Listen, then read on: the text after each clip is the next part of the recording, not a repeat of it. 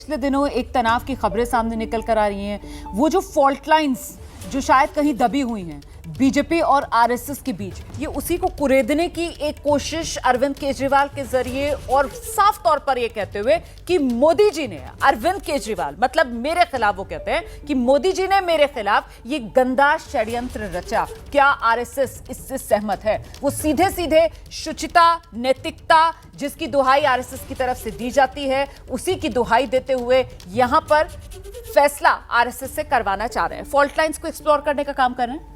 देखिए रुमाना, मुझे लगता है कि जो केजरीवाल ने सवाल उठाए हैं उसमें जो पहले जो दो सवाल हैं वो एक तरीके से देश में जिस तरह से लोकतंत्र चल रहा है उस पर हैं। संगीत रागी खुद कह रहे हैं कि हाँ, ये सवाल है, गंभीर सवाल है, यानी आप भ्रष्ट लोगों को शामिल करें।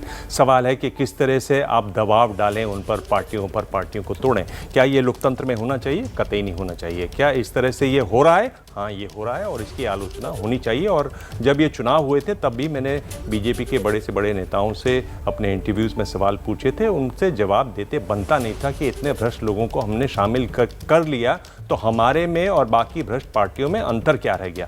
ये एक ऐसा सवाल है जो उनको सालता था अंदर से कहीं ना कहीं, और जिसका उनके पास सीधा जवाब नहीं था। बाकी जो उनके तीन उन्होंने जो सवाल पूछे हैं वो बेसिकली बीजेपी और आरएसएस के रिश्तों के बारे में है। जिस तरह से पार्टी के अध्यक्ष, बीजेपी के अध्यक्ष जेपी नड्डा ने सवाल किया और कहा कि हमें अब आरएसएस की ज़रूरत नहीं है, वो एक बहुत बड़ा सवाल है, वो एक बहुत बड़ा बयान है जिसके बारे में अभी भी बीजेपी के नेता न सीधे जवाब दे पाते हैं, न आरएसएस के लोग इस पर जवाब दे पाते हैं। और इस पर बहुत ज़्यादा चिंता है, इस पर बहुत ज़्यादा एक तरीके से नाराज़गी है आरएसएस में। और अगर आप देखें मोहन भागवत के बयान दर बयान जो आ रहे हैं वो एक साफ दिखाते हैं कि वो अपनी कॉन्स्टिट्यूएंसी, मतलब वो आरएसएस के कार्यकर्ताओं को, आरएसएस के लोगों को एक तरीके से एड्रेस करते हैं और बताते हैं कि हम आपके साथ हैं। एक तरीके से उनको भरोसा देते हुए वो बयान है जो प्रधानमंत्री मोदी और जिस तरह की बातें उन्होंने कही उसकी आलोचना करते हैं। तो ये एक समझने वाली बात है कि उसको आपने पूछा क्या वो उसको कुरेद रहे हैं।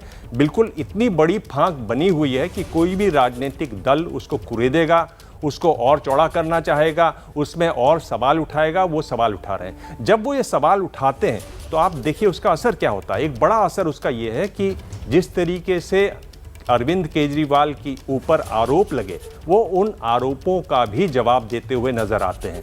उन आरोपों को ये बताते हुए नजर आते हैं कि आपने मुझ पर आरोप लगाए, पर आपके ऊपर भी ये सब बातें हैं जिनका आप जवाब दीजिए। आप दो तरीके हैं, आप अगर भ्रष्ट हैं, अगर भ्रष्टाचार कर आप पर आरोप लगते हैं तो आप विरोधी को भी उतने ही या उससे ज़्यादा भ्रष्ट दिखाइए। और ये बात उन्होंने, इस बात के साथ उन्होंने जोड़ा किस तरह से उनके संबंध आरएसएस से हैं। आप देखिए अभी भी आपके पैनल पे बीजेपी और आरएसएस के नेता मौजूद हैं। एपीपी न्यूज़ की ये एक अच्छी बात है कि उनको पूरा मौका है, पर आप सीधे सवाल पूछिए तो उनसे जवाब देते हुए नहीं बनेगा।